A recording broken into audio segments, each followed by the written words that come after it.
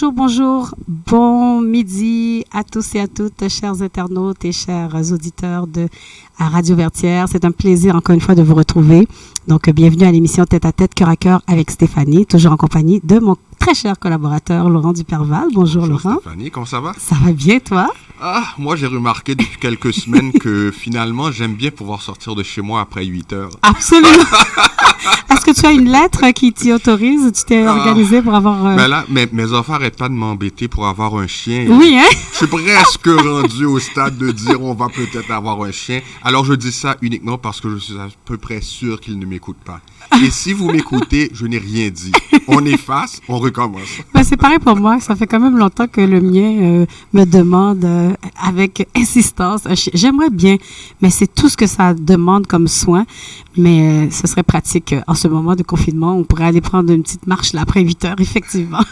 La dernière fois qu'ils m'ont demandé, je leur ai dit, écoutez, montrez-moi que vous allez vous en occuper, que c'est pas moi qui vais payer la nourriture.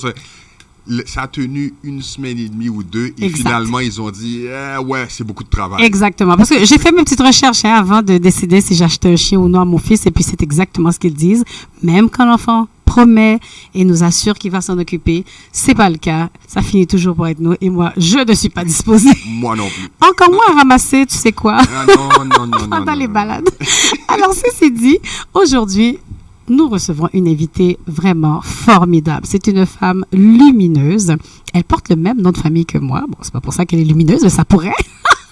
Elle est peut-être ma cousine très, très éloignée, mais en fait, c'est une bonne amie, une femme que j'admire, que j'apprécie, que j'aime beaucoup. Et je sais que vous aurez autant de plaisir à la découvrir que j'en ai à la connaître et à la côtoyer.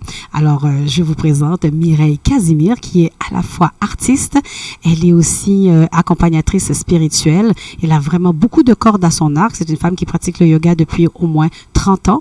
Elle a évolué dans le milieu des communications, de la formation, de l'esthétisme, et vous le verrez, elle est magnifique. Alors, Mireille Casimir, bonjour.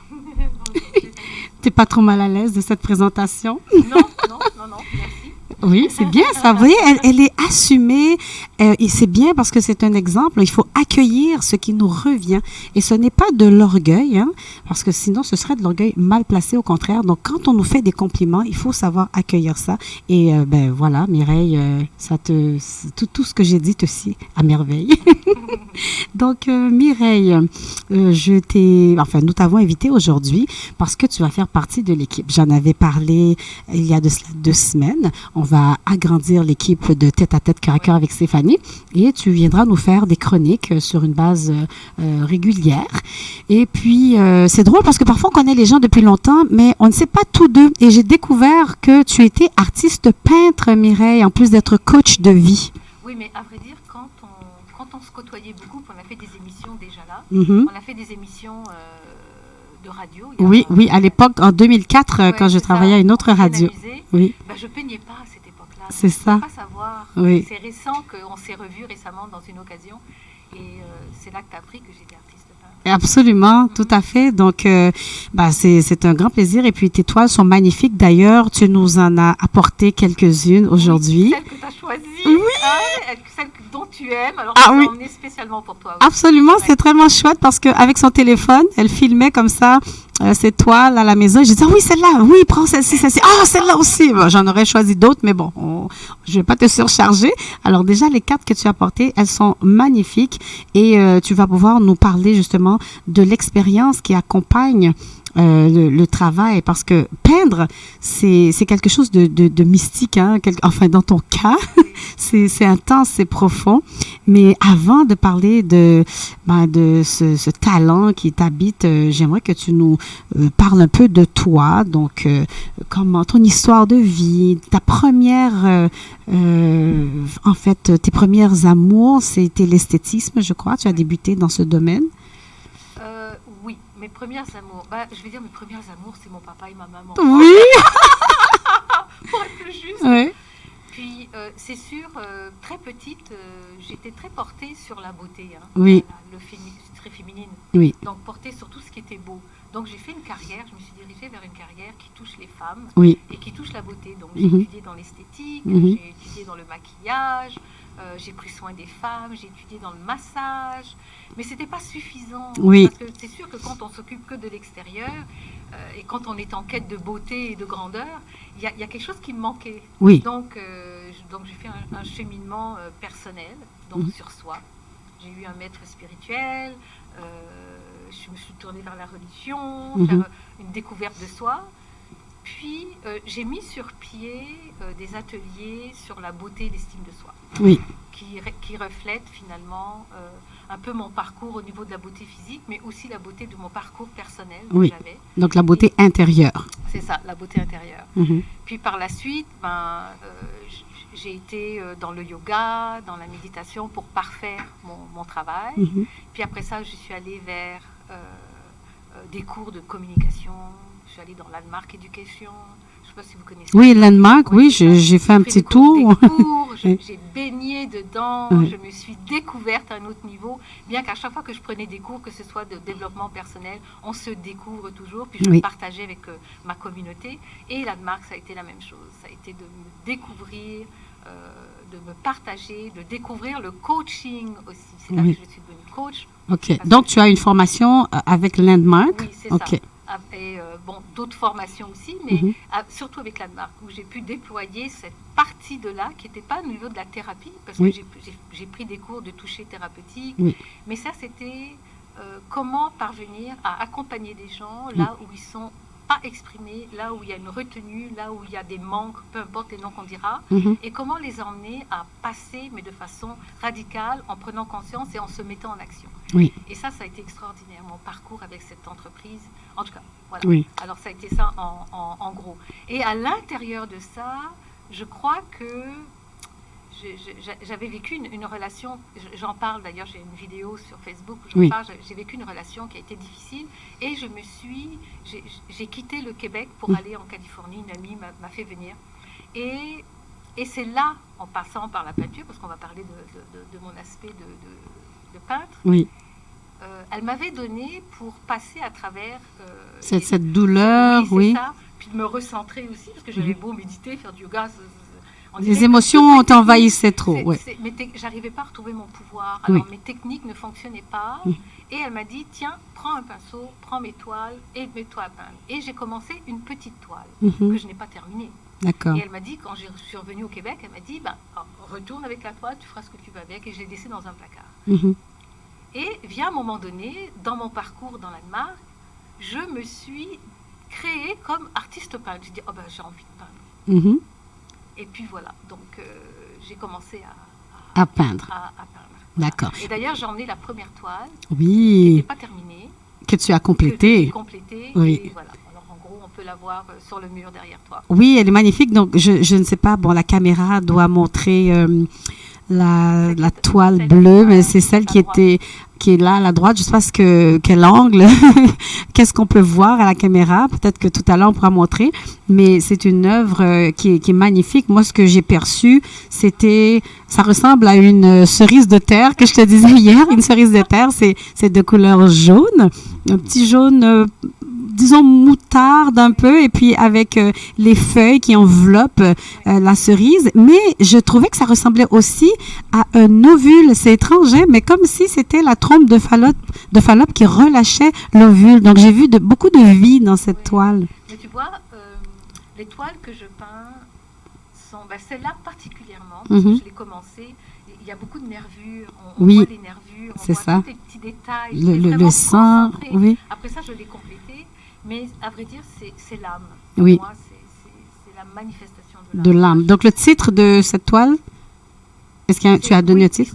Histoire d'une âme. Donc c'est celle-là. Il y a quelque chose d'ailleurs, une vidéo. Tout s'est développé à partir de là, toutes les autres toiles. OK. Et le travail que je fais, je peins que des galaxies. Oui. Des nébuleuses, des étoiles. Je pars en prière et en méditation, et puis voilà. Et là, tu as des visions, des images Non, c'est pas des visions, des images, c'est d'être dans un état. D'accord. C'est un état de prière, un état dans lequel je m'abandonne et je me mets à peindre. Oui. Peindre l'espace dans lequel je suis. Donc, c'est pas forcément des visions, des messages. C'est-à-dire que ça te vient naturellement Donc, tu te mets en état d'abord, est-ce que c'est ta manière de procéder?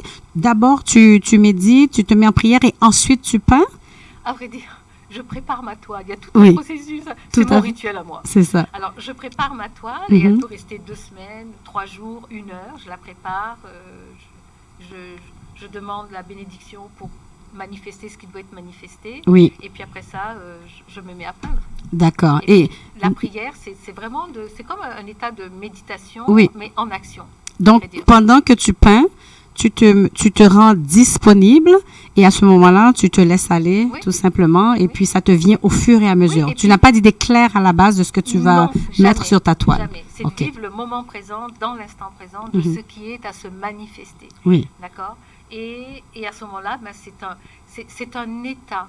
C'est pas une vision, puis on la retraduit automatiquement. Oui. C'est vivre un état, je dis, c'est vivre un état de méditation en action. C'est magnifique. Oui. Et tu as dit une chose intéressante, c'est que tu t'es mise en état aussi pour qu'il puisse se manifester ce qu'il doit. Donc, tu mets une intention, il y a une énergie dans l'œuvre. Parce qu'on dit souvent, dans le milieu spirituel, que tout ce qu'on achète, tout ce qu'on touche est imprégné d'une intention, d'une énergie. Tu peux lire un livre, tu peux acheter un masque, un bijou. Il faut savoir la personne qui a créé cette œuvre. Qui est-elle? Qu'est-ce qu'il y avait? Quel était son état d'esprit? Quelle énergie il y avait qui a été transférée dans cet objet que nous-mêmes, ensuite, on reçoit? Donc, ça, ce sont des choses, il y en a qui vont dire, c'est un peu flyé cet après-midi, ce qu'on dit, mais c'est une chose que j'ai toujours entendue et puis j'ai trouvé ça intéressant quand tu m'en as parlé, là, tu le réitères, là, aujourd'hui. À vrai dire, on pense qu'il y a juste la matérialité, on touche les choses, on les voit, on pense que c'est juste ça qui devient réel, mais il y a la présence, il y a l'énergie, il y a d'autres aspects de nous qui s'impriment. Oui. Et quand on touche quelque chose, quand on crée quelque chose, on y inscrit ce qu'on est et l'intention effectivement dans laquelle on l'applique. Oui. C'est pour ça que des fois on va lire un livre et on est touché et ému. Oui. Puis on se dit mais c'est que des écritures. Oui, mais c'est parce qu'on ressent la personne qui a écrit. Oui.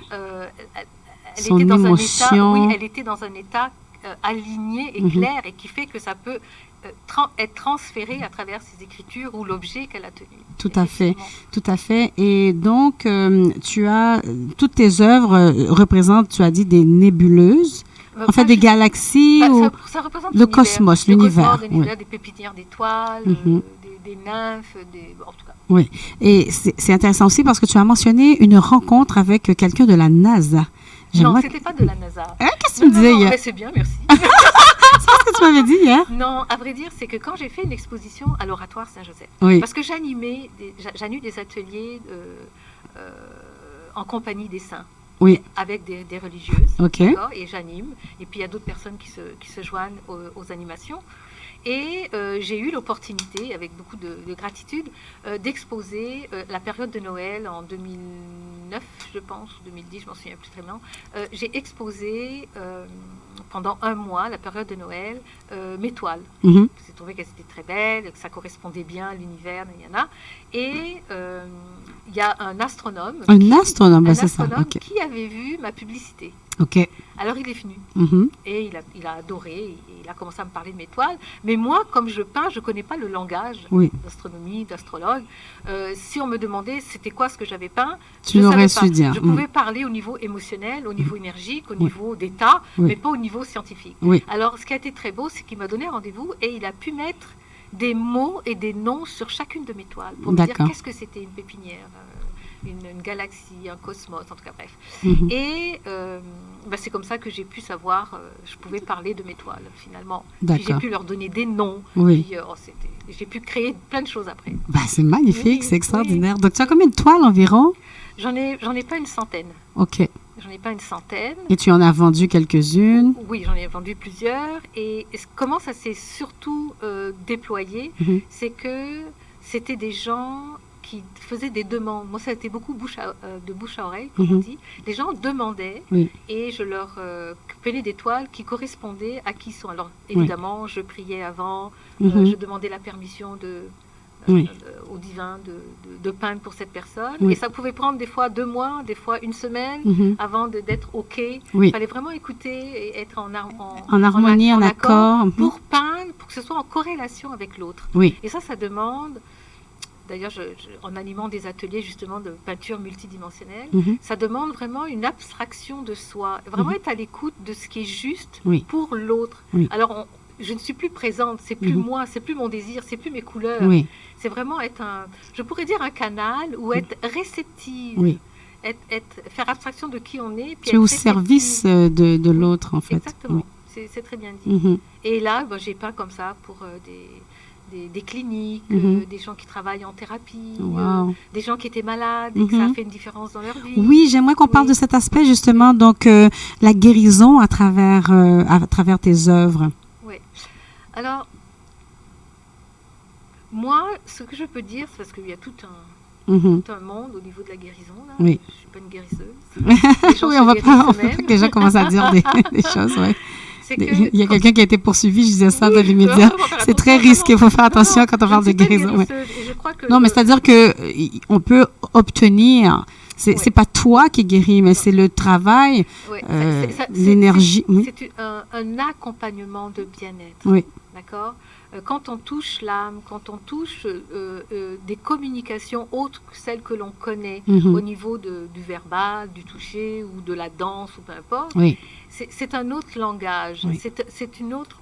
Et elle ne peut pas être analysée comme on analyse notre conversation actuelle, la matière. D'accord ? Donc, c'est un monde où il n'y a personne qui peut justifier c'est juste ou c'est pas juste. C'est ça. En fait, on va activer ce qui habite déjà chez la personne. C'est ça. Et comme on dit, la prière, la méditation, il y en a qui vont passer à un autre niveau d'état physique parce qu'ils prient, parce qu'ils méditent. C'est ça. Et il y en a d'autres qui vont faire le même chemin et ça ne marche pas. D'accord ? Donc, ce que je veux dire, c'est que les toiles, elles ont permis à ceux dont la connexion était en accord avec ce que je faisais, de les accompagner dans leur processus. D'accord ? Et ça ne veut pas dire que ça va accompagner tout le monde. Il faut vraiment être aligné et être à l'écoute de soi. Est-ce que cet outil est un outil qui va m'accompagner et qui est en résonance avec moi pour m'accompagner dans cette contraction, qui soit physique, psychologique, énergétique, émotionnelle, peu importe, pour m'aider à passer à travers. Mais il n'y a pas juste ça, il y a aussi... C'est un ensemble, mais c'est un outil qui peut compléter. Aide. Voilà, qui aide parce que les couleurs aussi ont un pouvoir. Ça fera l'objet aussi d'autres émissions. Donc, la musique, les couleurs sont des formes de thérapie. On va parler de musique. Il y a des gens qui écoutent des musiques avec un hertz, tel type d'hertz. Et puis, ça va aboutir pour eux un espace de transformation extraordinaire. Mais c'est ça pour eux à ce moment. Ça les fait vibrer et ça les touche. Mais ce ne sera pas ça pour quelqu'un d'autre. Tout à fait. Donc, parce que chaque personne doit trouver ce qui lui convient, ce avec quoi elle résonne. Et c'est drôle parce que justement, samedi, hier, ça faisait l'objet d'un enseignement où on disait que ce qui marche pour l'un ne va pas nécessairement fonctionner pour l'autre. Donc, il faut être à l'écoute. À l'écoute de soi. Et la majorité des gens ne savent pas écouter. On a tendance à calculer. Bon, on a dit ça, donc la résultante, c'est ça. Non, il faut aller à l'intérieur de soi, puis d'écouter. Puis, être moins dans la tête, dans le cérébral, être au niveau aussi du ressenti. Pas moins, aller à l'intérieur, c'est ça, dans le ressenti. C'est lâcher, mais c'est pas évident. On ne sait pas comment. On n'a pas appris. On a appris à être là plutôt qu'à être là. C'est ça. Donc, il y a un retour à l'intérieur. Et souvent, quand dans la matière, puis là, je le dis, quand physiquement... La contraction psychologique, émotionnelle ou peu importe est descendue dans la matière, il faut aller voir qu'est-ce que la matière a, la source de cette contraction. Un ulcère d'estomac, je veux dire tout simplement. Quelqu'un a un ulcère d'estomac. Il ne vient pas comme ça, cet ulcère d'estomac. C'est ça. Il vient parce que d'abord l'organe doit avoir une sensibilité et avant tout, il y a un stress. Il y a quel type de stress? Est-ce que ça fait longtemps? Et pour quelle raison le stress va se loger à cet endroit spécifique? Parce qu'il y a une faiblesse déjà là. Exactement, parce que j'ai mentionné aussi à quelques reprises à l'émission un livre que j'ai beaucoup aimé, que je veux retrouver d'ailleurs, qui s'intitule « La métaphysique des malaises et maladies ». Je le mentionne beaucoup et c'est génial! Je vais aller l'emprunter. Alors, c'est extraordinaire parce qu'on voit vraiment la corrélation. Parfois, on vit des choses. Il y a des gens qui vont vivre des accidents à répétition, bien tel type de mots à certains endroits du corps, mais mais il y a une raison à cela. Il y a une raison. Et puis, des fois, les gens vont dire, c'est un hasard, ou bien, là, j'ai eu un accident, il y a pas... Mais oui, il y a toujours quelque chose qui est parfois caché à notre conscience, mais qu'il faut dévoiler. Laura, est-ce que tu as une question? Moi, je suis resté sur l'histoire des couleurs parce que quand tu mentionnais, je regardais l'étoile pendant que tu le mentionnais et je vois qu'il y a beaucoup de bleu. Oui. Et je me demandais, est-ce que c'est parce que c'est de la couleur qui ressort le plus quand tu peins ou si c'est parce que c'est le choix de Stéphanie et que Stéphanie porte un chandail bleu aussi. C'est vrai. C'est drôle parce qu'en plus, j'allais porter du fuchsia, puis finalement, j'ai porté du bleu. Okay. C'est intéressant, ton constat, Laura. De poser ça. Dans mes tableaux, il y a différentes couleurs. Et effectivement, j'ai laissé Stéphanie choisir les tableaux. Alors, j'avais mon téléphone et puis elle choisissait là, avec mon caméra. Et elle a choisi ses couleurs parce qu'elle n'a pas choisi ses couleurs. Elle a choisi ses toiles. Et puis, tu me corriges si je suis dans l'erreur. Elle a choisi ses toiles parce que ça résonnait avec elle. C'est ça, oui. Et le travail que je fais quand je peins, j'ai refusé de vendre une toile parce que c'était pas en résonance avec quelqu'un. Oui. J'ai dit non, c'est pas ta toile, ça résonne pas. Oui, mais je te l'ai commandé, ça me gêne un peu. J'ai fait non, quelqu'un va l'acheter, je le sais, ça va résonner pour quelqu'un, elle n'est pas pour toi. Donc, elle a fait son choix et là, on voit le lien qu'elle a avec ses toiles. Ça résonne pour elle. Mais peut-être que ça ne résonnera pas pour quelqu'un d'autre. Et c'est là où je dis, dans le domaine de la transformation, c'est qu'on a une corrélation. On a un lien avec l'objet. Il nous fait vibrer. C'est ça. Et comme il nous fait vibrer à quelque chose de plus élevant, on est attiré par. Si la toile était vibrante, mais que ça ne faisait pas élever Stéphanie, elle ne les aurait pas choisis. Si ça la faisait se contracter au niveau du cœur ou un malaise, elle ne va pas la choisir. Mais par contre, ces toiles-là sont venues l'élever. Il y a eu un hic et ça c'est venu la toucher personnellement et ça a eu un effet d'expansion à l'intérieur d'elle. Et elle a choisi ses toiles à partir de ce moment-là. Oui, c'est beau, c'est bien expliqué. Toile, je vais la lui vendre parce que c'est en lien avec elle. Je fais très attention. Ça résonne pour elle. Et moi, j'ai une histoire avec le bleu, comme tu poses la question, Laura. Et puis d'ailleurs, toi-même, tu portes une chemise bleue. Très jolie d'ailleurs. Pardon. Mais j'ai eu une histoire avec le bleu. Avec les années, comme toi, j'ai pratiqué le yoga pendant de nombreuses années, etc. Et j'ai découvert un peu les centres énergétiques et tout. Puis au niveau de la gorge, on dit qu'ici, c'est la couleur bleue. Et j'ai découvert aussi que la gorge, c'est le centre des communications. Le bleu, donc, correspond aux communications. Et je vis ma destinée, mon appel est dans le milieu des communications. Donc, il n'y a pas de hasard.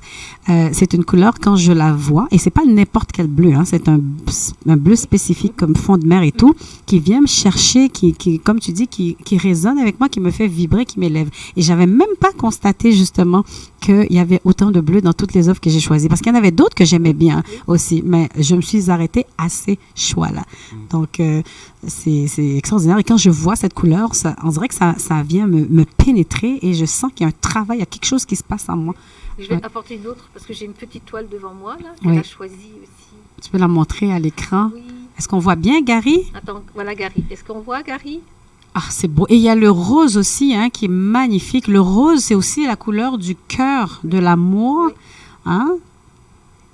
C'est beau, c'est magnifique, avec le petit doré. Petite toile, j'ai dit ok, je vais la porter, je vais l'emmener. Toutes celles qui sont derrière. Tout à l'heure, Gary, si on ne voit pas bien les toiles qui sont derrière, peut-être qu'on pourrait les décrocher puis les présenter. On les voit très bien, toutes, chacune. Bon, c'est excellent. Mireille, donc tu continues de peindre. On pourra donner tes coordonnées à la fin.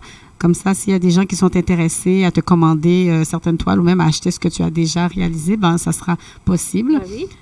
Et donc, si on revient maintenant à l'aspect accompagnement. Donc, tu animes des ateliers en peinture, mais tu es coach de vie. Donc, tu te centres davantage là, dans l'esthétisme pour l'instant? Non, l'esthétisme, j'ai mis ça de côté. Je fais un peu de soins en cosmoénergie aussi, mais c'est un peu plus calme, surtout depuis la pandémie. Je ne fais pas de traitement. Bien sûr. Donc, tu es coach de vie. Alors, je sais qu'il y a différents types de coaching. Oui, c'est ça. Toi, tu fais du coaching spirituel. Oui. Donc, j'aimerais que tu puisses nous expliquer un petit peu en quoi consiste ton travail. À vrai dire, j'ai travaillé avec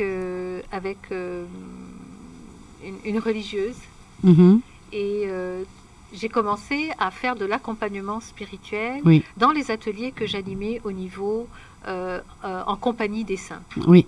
Donc elle était présente, elle co-animait avec moi parce qu'elle avait toute une connaissance au niveau liturgique et tout ça que je n'ai pas. Alors elle pouvait mieux répondre. Alors je faisais de la recherche au niveau de chaque premier mercredi du mois, on célébrait un saint. Oui. Et le saint du mois, évidemment. Oui, ça c'est dans le catholicisme. Oui, c'est ça. Merci de préciser. Oui. Et ce qui est d'extraordinaire, on regardait les vertus. Et puis on regardait comment les vertus, ces vertus-là, pouvaient se manifester dans notre vie. Oui. Parce que dans une journée, on a toutes sortes de pensées, toutes sortes d'émotions. Et oui, dans une journée, on peut avoir de la gentillesse. Même si on pense qu'on a été en colère avec un client, puis notre journée s'est saccagée, mais on a probablement posé un geste de gentillesse. Donc, c'était pour permettre aux gens de voir qu'il sommeille en chacun de nous un saint. Oui. Parce qu'il y a des vertus. Puis comment dans notre journée ou dans notre vie, on exprime des vertus. Alors ça, c'était merveilleux parce que je faisais de la recherche sur les saints. Puis après ça, j'animais, on contemplait. J'avais Sœur Rachel que j'adore. D'ailleurs, je vais faire des choses encore avec elle, là, parce qu'avec la pandémie, on a tout arrêté. Ben oui. En tout cas, bref. Et elle apportait toute la dimension liturgique et tout ça, c'était extraordinaire. Par le fait même aussi, j'ai voulu emmener tout le domaine de mon accompagnement spirituel avec un maître spirituel et de ce que j'avais acquis. Et j'ai emmené le coaching auprès de gens qui font des ateliers qui sont avec un public, que ce soit dans l'écriture, que ce soit dans les conférences, que ce soit dans les cours ou les ateliers. Et ça c'est un accompagnement, d'accompagner les gens dans la communication, dans la présence et en étant dans la conscience. Oui. Mais cet accompagnement, Mireille, parce que bon, tu parles de catholicisme, on parle d'énergie, il y a des terminologies qui vont faire en sorte que les personnes qui sont foncièrement religieuses vont dire ils seront un petit peu mal à l'aise. Mais est-ce que quelqu'un que ce soit une personne protestante ou bien de confession catholique, etc., peut aller te voir, ou de n'importe quelle autre religion peut aller te voir?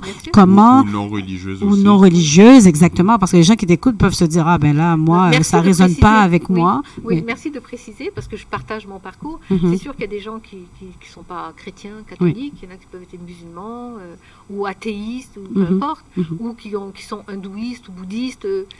La religion, pour moi, on n'est pas là pour parler de religion. Non, mais ça fait partie de... mais c'est d'être en présence des gens dans l'amour et de leur donner les outils nécessaires pour qu'ils puissent s'accomplir et mener à bien. Et je travaille surtout avec les gens qui font une différence dans la vie des autres. OK. Alors, peu importe les croyances de la personne, ou qu'elle en ait, qu'elle n'en ait pas, tu accueilles toute personne, tu travailles avec tout le monde et tu ne vas pas nécessairement apporter tes croyances à toi, tes croyances à l'autre. C'est-à-dire que tu les utilises, elles t'habitent, mais tu ne vas pas nécessairement utiliser ce langage ou l'imposer aux autres. OK. Alors, on clarifie ça. Donc, déjà. Laurent, je sens que... Parce que quand on parle de conscience, ce n'est pas de religion. Donc, moi, j'ai partagé un aspect où, auprès parce que j'ai exposé à l'Oratoire Saint-Joseph, parce que j'ai une communauté de Sainte-Croix, mais... En dehors de ça, quand on parle de conscience, ce n'est pas de parler de religion. C'est ça. Le divin, il a toutes sortes de noms. On l'appelle Allah, on l'appelle Dieu, on l'appelle Jéhovah. Oui, c'est ça. Alors, c'est pas... Pour moi, la religion est un outil qui nous emmène vers le divin. Oui, et puis si une personne vient te voir et que sa religion peut être bénéfique, donc tu vas l'utiliser en fonction de la personne qui est devant toi. C'est pas religieux, c'est vraiment amener la conscience dans le moment présent. Oui, tout à fait. Mais c'est intéressant la conversation qu'on a, parce que je le dis des fois, on a peur de parler. Il ne faut pas avoir peur de parler de religion. Non. Je veux dire, ça fait partie de la vie. Et je me souviens, quand j'ai travaillé en intervention, j'avais suivi une formation à un certain moment qui s'intitulait « La place du religieux dans l'intervention ». Et j'ai trouvé ça intéressant. Je trouvais que c'était un grand pas en avant, parce que jusqu'à ce moment-là, en tout cas, on disait toujours qu'il ne fallait absolument pas amener la religion dans l'intervention. Exactement. Et là, on a progressé en ce qui me concerne. C'est pas un recul. Pourquoi? Parce qu'il y a des gens, quand on les accompagne, qui vont retrouver au contraire un réconfort. Ils vont trouver des réponses, ça va les rassurer. Et c'est cela qui va leur donner un élan pour pouvoir guérir, pour pouvoir sortir d'une situation. Évidemment, comme on a dit, c'est qu'on respecte l'autre dans ce qu'il est. Alors, pourquoi ne pas utiliser cela si ça peut être bénéfique pour la personne X? Dans son cas, oui. Exactement. Donc, il y avait une ouverture et j'ai adoré cette formation. Donc, voilà quoi. Donc, la place du religieux et du spirituel dans l'intervention.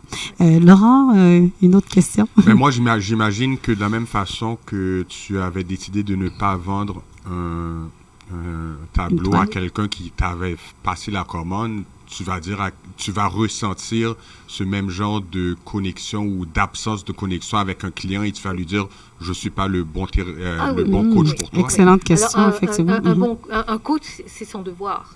C'est que j'ai eu une cliente aussi qui avait plus besoin de thérapie que de coaching. Et je l'ai référée, je lui ai donné une liste de différents thérapeutes dans son cas, et qu'elle aille vers la thérapie et qu'elle pourrait venir après. Je pourrais l'accompagner, mais qu'elle avait besoin plus d'un accompagnement psychologique que d'un coaching dans son cas. Donc on n'est pas des guérisseurs, on n'est pas des médecins, d'accord? Donc il faut faire attention.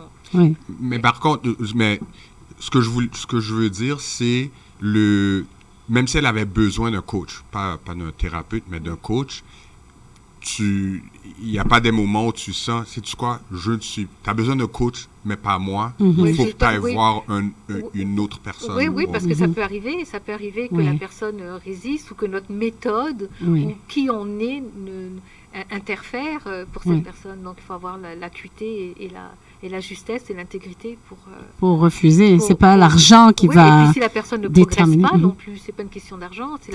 La personne ne progresse pas, c'est de mettre un terme. D'abord, c'est pas juste pour elle. On la maintient dans son non-progrès. C'est ça. Et puis c'est un manque d'intégrité envers soi dans l'éthique. Alors, oui. Je lisais un article justement où il parlait de l'importance ou des bienfaits d'un coach dans la vie de quelqu'un. Il y a un client qui disait, oui, moi, mon coach m'aidait à perdre du poids.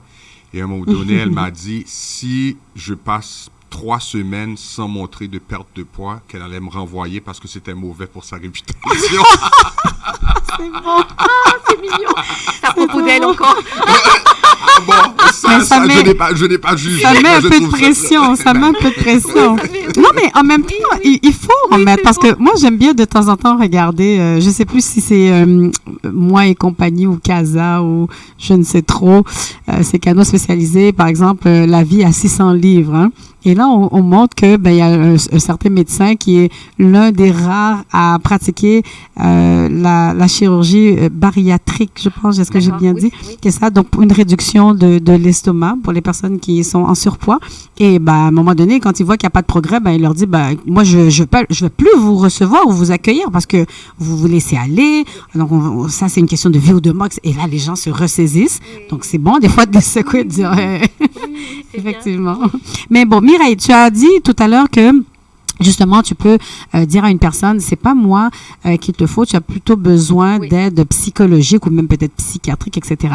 Mais donc, un coach de vie, bon, moi j'en ai déjà eu un, ça m'a énormément aidé, je sais ce que ça fait, mais pour le bénéfice de nos auditeurs et internautes, qu'est-ce que ça fait un coach de vie? Quelle est la différence, la distinction avec un psychologue, par exemple? Pourquoi on irait voir Mireille Casimir si on a... Bon, et puis pour quel type aussi? Bon, il y a 2 questions. Pour quel type de situation? Pas juste des problèmes, mais quel type de situation? Je vais prendre des exemples. Quelqu'un qui parle en public et il veut être... plus intègre et plus vrai pour toucher son public. Donc, il n'a pas besoin d'un psychologue. Oui. il va avoir besoin de quelqu'un qui va pouvoir l'accompagner et l'emmener dans la justesse, comment être intègre, de se toucher, de s'aligner, d'être à l'écoute de soi, de rentrer tu vois, il y a tout un processus. Qui peut venir voir un coach encore, quelqu'un qui veut développer sa spiritualité et a besoin d'aide, elle ne sait pas comment, juste, et puis ça peut être un rendez-vous, puis à ce moment-là, c'est de l'emmener à mettre peut-être, dans son cas, de mettre de la discipline, de lui montrer les aspects de son être où il y a des résistances, et puis elle continue son chemin. Quelqu'un qui a, par exemple, des gens qui ont des difficultés relationnelles. Que ce soit en amour ou bien en amitié, est-ce que les gens parfois vont aller voir un psychologue pour ça? Est-ce qu'on peut venir voir un coach de vie? Oui, le coach de vie peut accompagner, oui, effectivement. Aider à toucher, par exemple, ce qu'on appelle les blocages, oui, et c'est les sensibilités, les forteresses. Le coach de vie, il perçoit, il dénonce, il t'accompagne et tu te mets en action. Oui. Et ça, c'est ce qui est intéressant, contrairement au psychologue, je l'ai déjà dit aussi à une de mes émissions, c'est totalement exaspérant. Des fois, tu as envie qu'ils te disent fais ceci ou fais comme ça, qu'ils nous conseillent, ils ne conseillent pas, ils sont seulement à l'écoute. Alors qu'un coach de vie peut donner des conseils dans la mesure où l'autre accueille ces conseils, évidemment, et nous donner des pistes, nous donner des exercices à faire. Oui, donc, moi, j'ai un cahier plein, je devais apporter, je l'ai oublié, un cahier plein. C'était aux alentours des années 2007, ça m'a énormément aidé, cet accompagnement-là, c'est merveilleux. Ça nous aide à nous découvrir aussi, donc de voir pourquoi il y a certains aspects de notre vie qui bloquent, ou exemple, on se questionne sur notre destinée, qu'est-ce que je dois faire dans la vie, quel métier, ou peu importe, on bloque, on est confus, on se pose toutes sortes de questions, donc le coach de vie aide en ce sens. Il va aider, puis dans certains cas, ça demande... Comment pourrais-je dire ça? Dans certains cas, ça va demander une présence médicale. Oui. Parce que je peux parler comme ça, mais des fois, il y a des choses beaucoup plus profondes qui ont besoin d'être adressées avec une approche médicale que plutôt de coaching. Donc, c'est là où tu vas référer. Et est-ce que ça arrive que ça se fasse en simultané? Ou c'est vraiment d'abord... Si ça se fait en simultané, alors à ce moment-là, il faut demander. C'est comme j'avais une cliente qui voyait un psychiatre et elle venait en coaching. OK. Et à un moment donné, je lui ai demandé de s'assurer que c'était en accord avec son psychiatre. D'accord. Au niveau du coaching, parce que je peux lui demander de faire certains exercices. Oui. Et puis le psychiatre lui demande dans la même semaine de faire autre chose. Ça va en contradiction. Exactement, c'est ce que j'allais dire. Au niveau médical, elle avait besoin de son suivi avec son psychiatre. Oui, pour pas qu'il y ait d'interférence. Non, alors je lui ai demandé, demande à ton psychiatre si c'est OK que tu continues avec moi en coaching, puis voilà le travail qu'on fait. Si c'est en accord, on continue. Si ça ne l'est pas, on se revoit après. Demande-lui dans combien de temps tu pourras revenir avec moi. D'accord. Donc, c'est quand il y a un domaine médical... Pour moi, c'est important de ramener le client ou le patient, je sais, ça dépend dans des cas, de ramener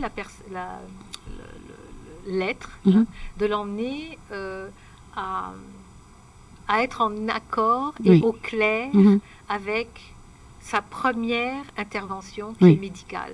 S'il n'y a pas de relation d'aide et qu'il est sous médication médicale avec un médecin, c'est d'en parler à son médecin. Vous savez, je fais du coaching, ça m'aide beaucoup. Le médecin va dire, c'est bien, continuez. Ou ça me stresse, mon coach. Le médecin va vérifier.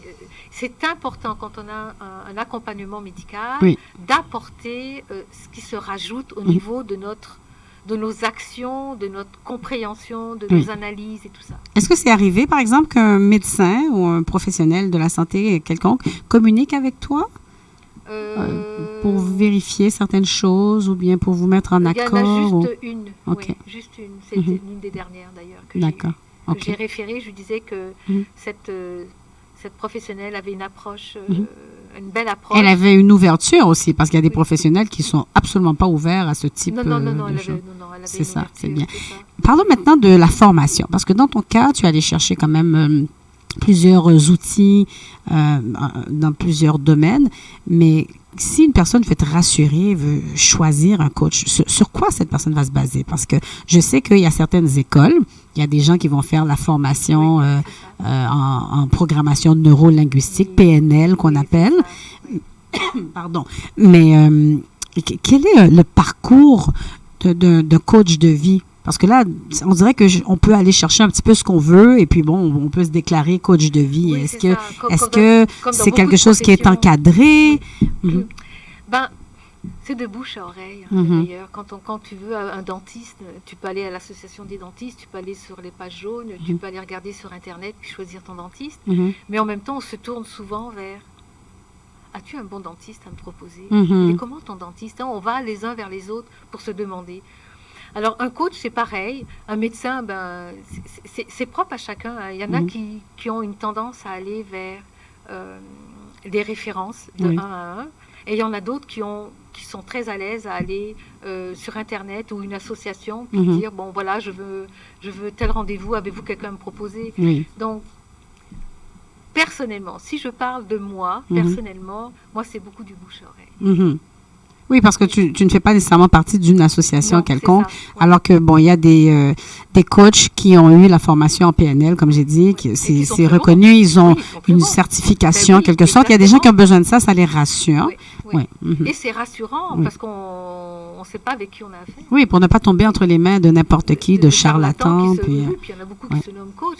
Et en même temps, on en parlait justement tout à l'heure, il y a des personnes qui sont nées avec ce potentiel d'aide et de transformation, de transformer la vie des gens. Et ils ne sont pas passés à travers des formations avec une reconnaissance. Et puis, il y en a de grands dans ce monde qui sont des grands leaders. Après, tout à fait. Tony Robbins. Tony Robbins, j'aime beaucoup. Il est passé par Landmark, il a été par Landmark aussi. Et c'est extraordinaire tout ce qu'il fait, cette prise de conscience et comment il peut transformer la vie de beaucoup de gens. Et il y a beaucoup de gens comme ça qui ont un pouvoir et c'est inné, c'est en eux. Et en même comme temps, on dit, on reconnaît l'arbre à ses fruits. Donc on voit ce qu'il fait et puis son aura, ce qu'il apporte. Exactement. Wow, c'est très beau, très intéressant. Mireille, mon Dieu, leur fil, ça passe tellement vite. Oui, vas-y. Comment en général, le métier de coach de vie est perçu par d'autres professionnels, par la population en général? On voit, si on regarde ce qui se passe dans la population, il y a des coachs des carottes, coachs de cuisine, coachs de ci, coachs de ça, coachs du visage. Il y a des coachs partout, ça pousse comme des petits pains. Alors, ça devient comme un peu banalisé quand on dit coach. Il y a une banalisation un petit peu. Il y a du coaching dans tout maintenant. Donc, je pense que la population, présentement, il y a une effervescence au niveau du coaching. C'est pas perçu comme étant danger, parce que c'est une mode. Le mot coach devient pour moi une mode. Il y a des coachs dans tout maintenant. Alors, comment on fait pour redonner ou donner, je ne sais pas lequel des deux termes utilisés, de noblesse de la noblesse, c'est pour ça qu'il y a une catégorie de gens qui vont aller vers des associations. On a parlé de la PNL ou d'autres associations. Il y en a d'autres qui, dans leur nature, qui est plus écouter leur intuition, puis le bouche-oreille, ils vont dire, est-ce que tu as un coach? Oui, il est bien ton coach? Ok, je le veux. Donc, chacun va aller vers son type de référence. C'est ça. Et une personne avec laquelle on raisonne, comme on a dit tout à l'heure.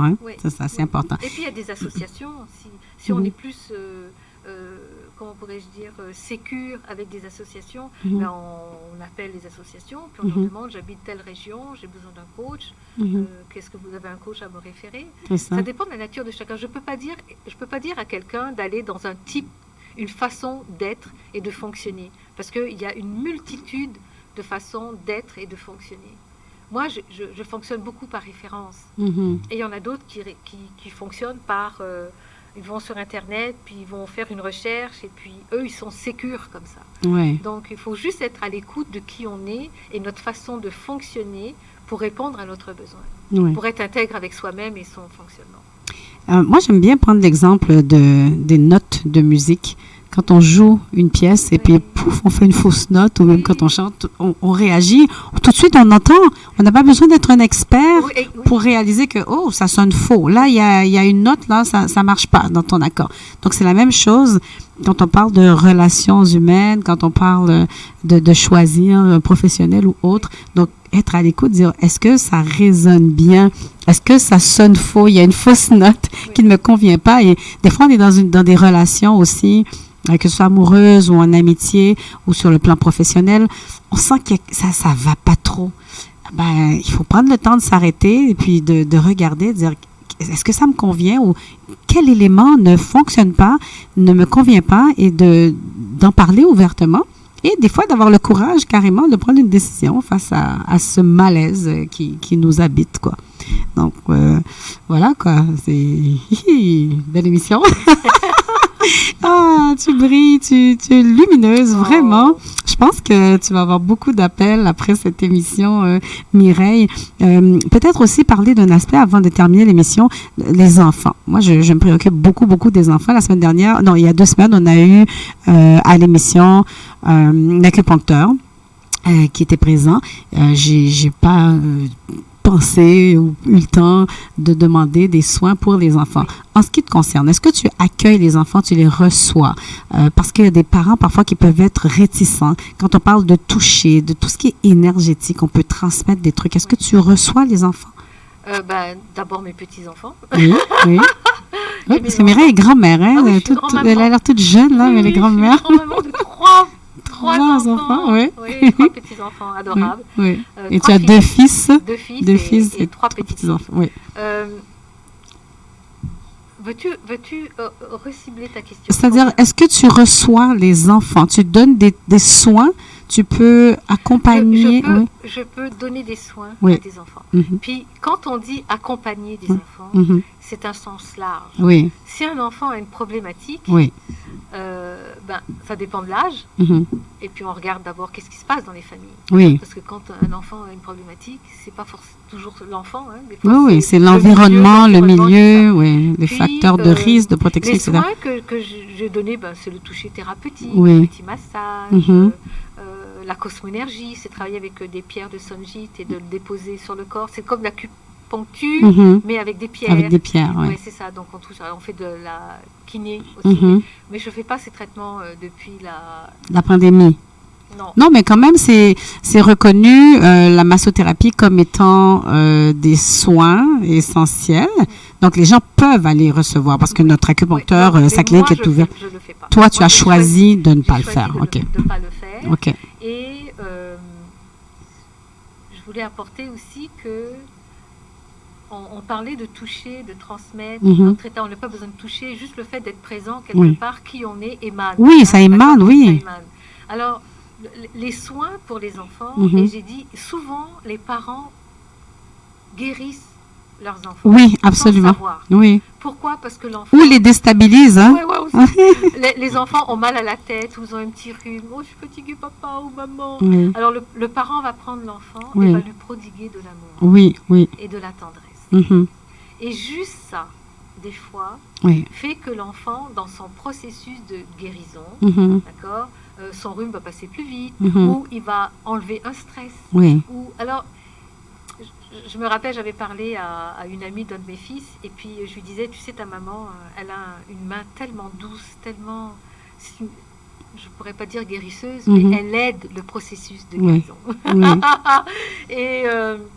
Et puis je lui disais, puis elle me regardait, j'ai dit, oui, quand tu étais petite, que tu avais mal à la tête, mm-hmm. tu allais voir ta maman, hein? Elle me disait, oui. Et qu'est-ce qu'elle faisait? Oh, elle me prenait dans ses bras, puis elle caressait les cheveux. Puis t'avais plus mal à la tête, hein?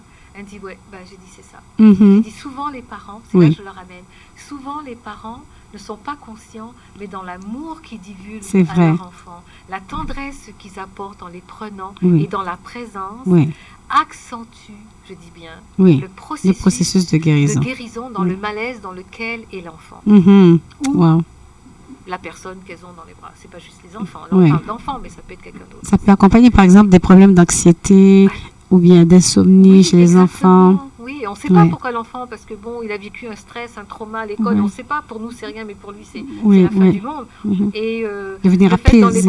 D'être dans les bras de papa et de maman ou d'un autre qui lui divulgue de l'amour, lui permet de retrouver son état de sécurité et de paix et d'encadrement, et va passer une nuit extraordinaire. C'est très vrai ce que tu dis. Alors je dis souvent, on ne sait pas, mais on prodigue des bienfaits à son prochain, parce que ce qu'on offre est rempli d'amour et de présence et de bienveillance. Oui, c'est extraordinaire. Donc, un parent pourrait carrément venir te voir aussi pour être coaché et savoir comment ensuite transmettre cela peut-être à son enfant. Oui, bien sûr, parce qu'il y a des tas de choses que l'on fait et qui apportent et qui font une différence dans la vie des gens et dont on n'est même pas présent, on n'en est même pas conscient.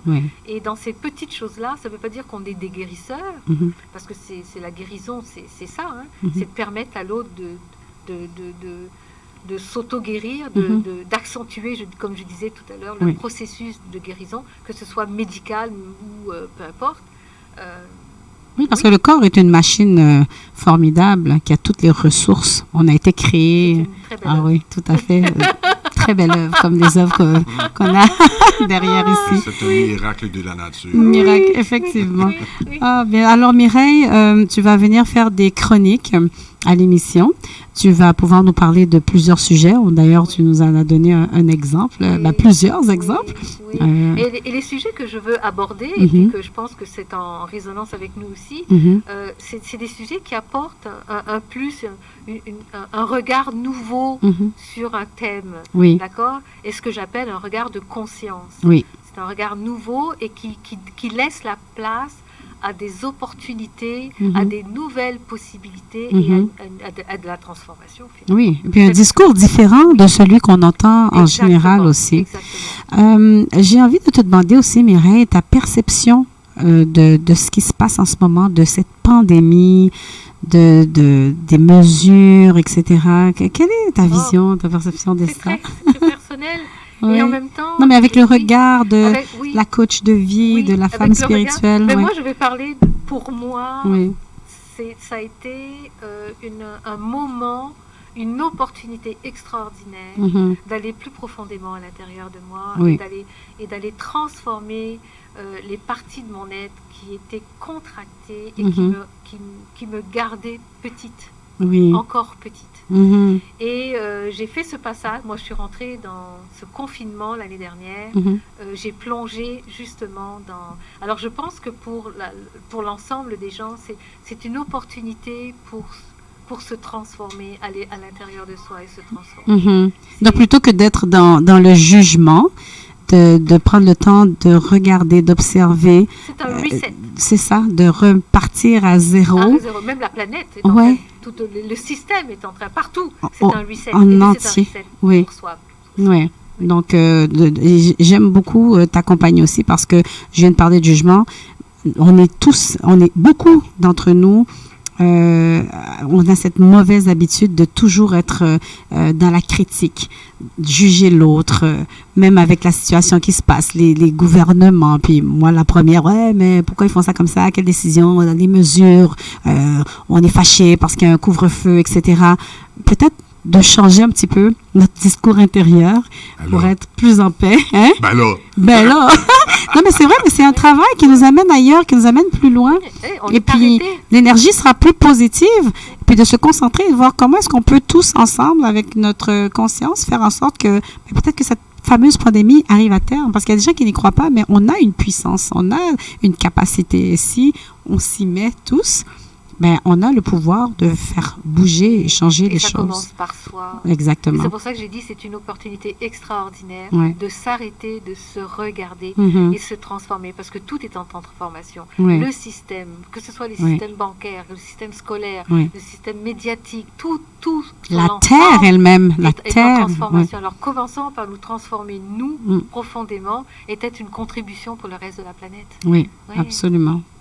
Waouh, Laurent, je vois un petit sourire sur ton visage, tu as l'air paisible, moi, je suis d'un petit bain de la béatitude. Moi, je suis toujours paisible et béat. Non, béat, c'est moins bon. Je préfère béatitude, mais c'est vrai que béat, ça fait... c'est moins, ça nous élève moins. Mais Mireille, en tout cas, que de bons mots pour toi. J'invite vraiment les gens à te... Bon, ils ont pu te découvrir, mais d'aller sur ta page Facebook. Donc, c'est la lettre C, c'est Mireille. Donc, c'est pour Casimir. En même temps, ça fait c'est Mireille. Donc, voilà Mireille. Voilà. C'est mireille.com. C'est ça. Donc, vous allez voir une magnifique photo d'elle avec une chemise blanche et puis un texte de présentation et aussi certaines de ses œuvres. Il y a des photos, des vidéos. Oui. Vous pouvez prendre rendez-vous. J'imagine que tu fais des rencontres Zoom virtuelles? Oui. Pas en présentiel pour l'instant? Non, pour l'instant non, mais tout se fait par Zoom ou Skype pour certaines personnes. Oui. Parfait, il n'y a pas de problème. Est-ce qu'il y a un numéro de téléphone ou plutôt sur le site où tu donnes un numéro? Les gens peuvent m'appeler. Oui. Mais mon numéro est là aussi. Il est là aussi? Parfait. Aussi, puis ils peuvent m'appeler, m'envoyer par Messenger aussi. Ou encore, ils peuvent aller sur la page aussi Mireille Casimir, vont me reconnaître. Alors, Mireille, M-I-R-E-I-2-L-E, Casimir, C-A-S-I-M-I-R. Et pour les gens qui se sont joints à nous par la suite, donc ce n'est pas ma famille, c'est une amie. Donc, on est des amis de sa famille et tout. Et peut-être une cousine très éloignée, qui sait. Et donc, c'est Mireille.com. Et tu as des projets, Mireille. Je sais que tu es en train... Est-ce que tu veux en parler un petit peu ou tu préfères... On va en parler après. Après, une autre fois. Oui. D'accord, de beaux projets à venir. Donc, voilà, Mireille, qui est artiste peintre, qui fait du coaching. Je vois aussi que tu as fait un peu de photos. Oui, j'ai fait une photo. J'ai fait beaucoup de choses. Beaucoup de choses, hein. On en reparlera une autre fois. Alors voilà, toute une richesse, tout un monde dans cette femme toute menue, mais mon Dieu, combien tu nous gardes encore de surprises, de découvertes. Je te remercie d'avoir accepté cette invitation aujourd'hui. Merci de m'avoir invité. Et n'hésitez pas à communiquer avec elle pour du coaching ou bien si vous voulez aussi acheter des toiles. Elles sont très belles, magnifiques. Vous pouvez les voir juste derrière moi. Et on montre peut-être encore une fois celle que la petite. Elles ne sont pas toutes là, les centaines sont pas là. Ah non, c'est clair. Mais, ça, c'est l'étoile que Stéphanie a choisie. Oui, qui résonnait avec moi, qui m'ont fait vibrer. Il y en avait d'autres encore, hein, mais bon, j'ai choisi celle-là. Alors voilà, merci beaucoup pour cette belle rencontre. Merci Laurent. Merci, ça fait plaisir. J'espère qu'on va pouvoir mettre les photos sur le site Facebook de oui, pourquoi pas. l'émission. J'aime bien celle-là, hein, avec, je sais pas c'est quoi ça, c'est une nébuleuse. Comment, tu connais les noms maintenant? Tu es une experte? Non, il l'a pas encore. Okay. Celle-là, c'est la dernière et il ne l'a pas... Il l'a pas encore, je ne l'ai pas montré. Baptisé. Mais j'aime beaucoup les petits points lumineux comme ça dans le fond bleu et celle qui est derrière moi m'a accroché. Moi, je sais déjà que je vais en acheter quelques-unes, c'est clair. Toi, Laurent? Si je veux en acheter? Oui. On verra. Un peu de pression. On va voir laquelle va résonner. Il a compris. C'est le nouveau mot. C'est bien, hein? Ça a pris 1 heure, mais il a compris. Il a compris. C'est magnifique. Alors, merci Mireille, merci Laurent, merci à Jean-Gary Cadet, notre directeur et metteur en ondes. Je vous souhaite de passer un très beau dimanche, une belle semaine et soyez avec nous la semaine prochaine. Restez à l'écoute pour les émissions qui vont suivre, donc DJ City Boy et aussi Mon comptable. Mon argent, mon comptable. Mon argent, mon comptable. Ah, je voulais entendre la voix de Gary. Dis-le comme tu le dis habituellement. Mon argent, mon comptable. Oh. On va recevoir aujourd'hui Maître Bolton.